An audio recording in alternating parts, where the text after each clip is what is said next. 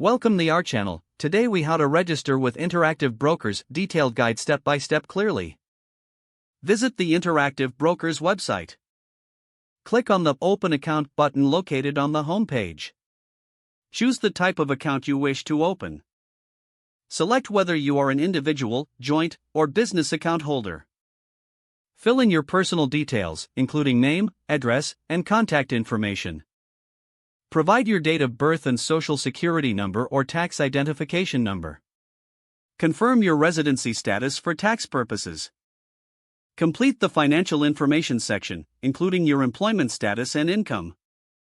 Indicate your investment experience and knowledge. Read and accept the terms. Continue to the next section by clicking on Next or Continue.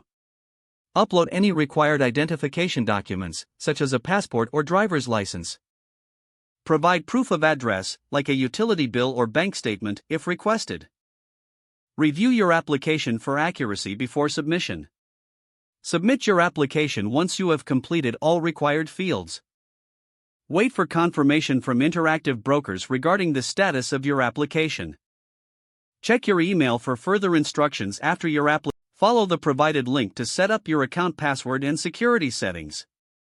Fund your account according to your preferences and available funding methods. Explore the Interactive Brokers platform after logging in. Begin your trading experience on the Interactive Brokers platform. If the page does not load, refresh the browser or try again in a private or incognito window. Make sure you are using the correct email address, then retype it carefully to avoid small typos. If your password is not accepted, use the reset option and create a new strong password you can remember.